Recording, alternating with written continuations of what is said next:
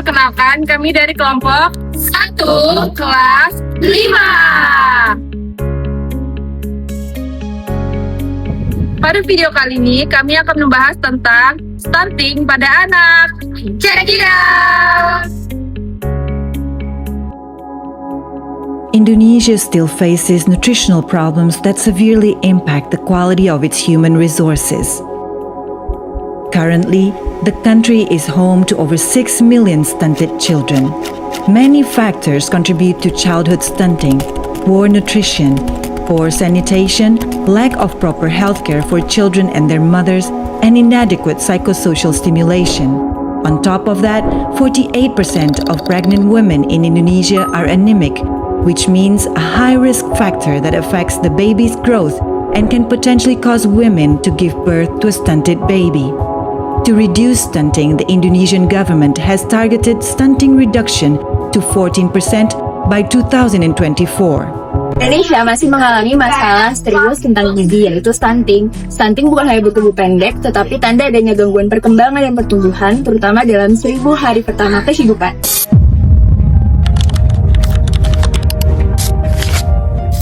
Stunting masih menjadi permasalahan serius di Indonesia. Berdasarkan laporan terbaru, Kalimantan Barat masuk dalam daftar provinsi dengan angka stunting tertinggi di Indonesia.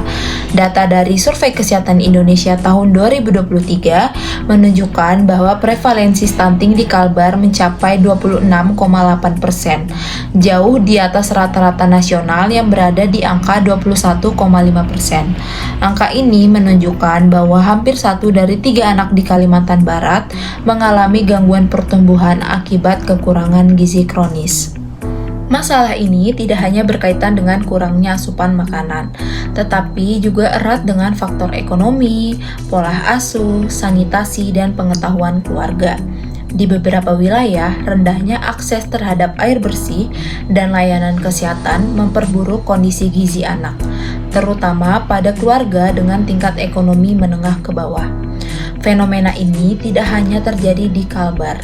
Di wilayah pesisir seperti Bontang, Kalimantan Timur, angka stunting juga masih tinggi meskipun daerah tersebut kaya akan hasil laut. Hal ini menunjukkan bahwa persoalan stunting bukan semata karena ketersediaan makanan, tetapi juga karena rendahnya pengetahuan gizi dan perilaku pengasuhan anak. Bahkan di daerah yang tergolong maju seperti Kabupaten Bekasi, tercatat hampir 2.997 kasus stunting. Fakta ini membuktikan bahwa stunting bisa terjadi di mana aja, baik di daerah pesisir maupun perkotaan. Permasalahan ini menjadi pengingat bagi kita semua bahwa penanganan stunting membutuhkan pendekatan yang menyeluruh, mulai dari perbaikan pola makan, peningkatan edukasi gizi, hingga memperkuat akses terhadap layanan kesehatan dasar dan sanitasi yang layak.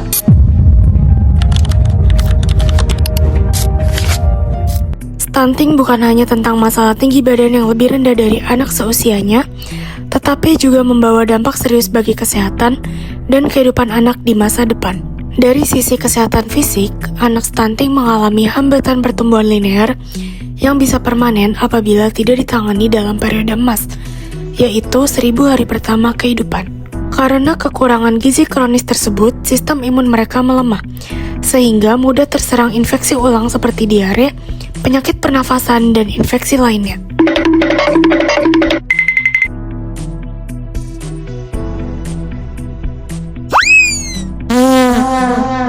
Stunting juga mempengaruhi perkembangan otak anak.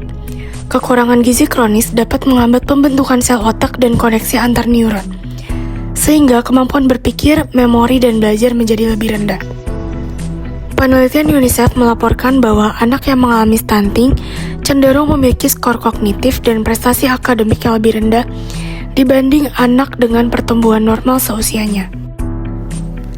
Kesulitan belajar membuat anak stunting cenderung tertinggal di sekolah, kurang percaya diri, dan berisiko mengalami diskriminasi dari lingkungan sosial. Kondisi ini dapat mempengaruhi interaksi sosial dan peluang mereka di masa depan. Dampak stunting tidak berhenti di masa kanak-kanak. Ketika dewasa, individu yang dulu stunting memiliki risiko lebih tinggi untuk mengidap penyakit tidak menular, seperti diabetes, hipertensi, penyakit jantung, dan masalah metabolik lainnya. Dari sisi sosial dan ekonomi, stunting dapat menurunkan produktivitas kerja dan kemampuan bersaing di dunia kerja. Kemenkes RI 2023 dalam buku saku Cegah Stunting Itu Penting mencatat bahwa stunting berkontribusi terhadap rendahnya kualitas sumber daya manusia dan menurunkan potensi pendapatan seseorang hingga 20% di masa dewasa.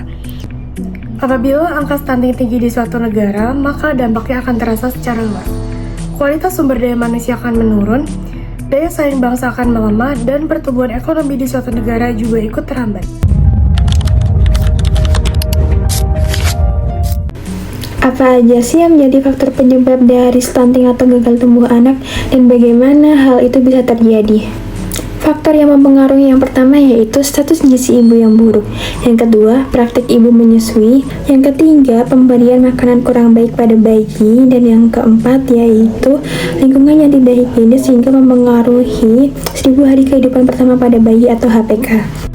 Dari keempat faktor tersebut, di masa yang akan datang, stunting bisa mengakibatkan berat badan lahir pada bayi yang tidak sesuai standar. Yang kedua, kualitas ASI yang dikonsumsi. Yang ketiga, imunisasi dasar yang tidak lengkap. Dan yang keempat yaitu pendidikan ibu. Dalam jangka pendek, masalah gizi dapat berdampak buruk pada perkembangan otak, kecerdasan, perkembangan fisik, dan gangguan metabolisme dalam tubuh.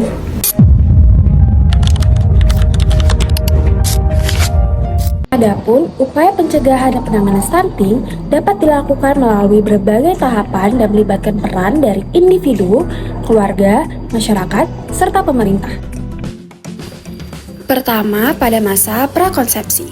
Upaya ini dilakukan sejak remaja dan calon ibu dengan cara menjaga asupan gizi seimbang, rutin mengkonsumsi tablet tambah darah untuk mencegah anemia, serta melakukan pemeriksaan kesehatan secara berkala. Edukasi tentang kesehatan reproduksi juga penting agar calon ibu siap secara fisik dan mental dalam menghadapi kehamilan. Kedua, selama masa kehamilan, ibu hamil perlu memperoleh asupan makanan bergizi, mengkonsumsi minimal 90 tablet tambah darah, serta mengikuti pemeriksaan kehamilan secara rutin. Bagi ibu dengan resiko kekurangan energi kronik, disarankan untuk mendapatkan makanan tambahan agar pertumbuhan janin tetap optimal. Ketiga, pada masa 1000 hari pertama kehidupan. Periode ini merupakan masa paling penting dalam pencegahan stunting. Langkah yang perlu dilakukan meliputi pemberian ASI eksklusif selama 6 bulan pertama, melanjutkan pemberian ASI hingga anak berusia 2 tahun dengan MPASI bergizi seimbang, pemenuhan imunisasi dasar lengkap, pemantauan pertumbuhan dan perkembangan anak secara rutin, serta menjaga kebersihan diri, lingkungan, air, dan sanitasi. Selanjutnya, peran keluarga dan masyarakat sangat penting. Keluarga berperan dalam menyediakan makanan bergizi dan lingkungan yang sehat bagi anak.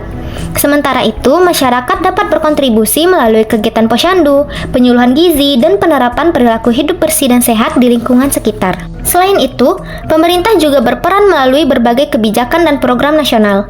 Melalui Strategi Nasional Percepatan Pencegahan Stunting 2018-2024, pemerintah melaksanakan 2 jenis intervensi, yaitu yang pertama, intervensi gizi spesifik yang ditujukan langsung kepada ibu hamil, ibu menyusui, dan anak seperti pembelian suplemen, imunisasi, dan makanan tambahan.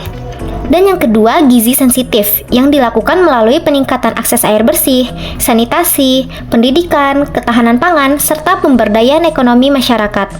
Pendekatan ini dilakukan secara konvergen, artinya seluruh sektor kesehatan, pendidikan, pertanian, dan sosial bekerja sama untuk mencapai satu tujuan, yaitu menurunkan angka stunting di Indonesia. Dan penanggulangan stunting memerlukan kolaborasi bersama, baik itu individu, keluarga, masyarakat, maupun pemerintah. Dengan upaya bersama dan kesadaran tinggi, kita dapat membangun generasi Indonesia yang cerdas, sehat, dan produktif. Stunting merupakan masalah gizi kronis yang masih menjadi tantangan serius di Indonesia karena dipengaruhi oleh berbagai faktor. Dampaknya tidak hanya pada pertumbuhan fisik anak, tetapi juga pada kemampuan sosial, kognitif, dan ekonomi di masa depan, sehingga menurunkan kualitas sumber daya manusia. Oleh karena itu, upaya pencegahan harus segera dilakukan. Sekian dari kami. Terima kasih sudah menonton.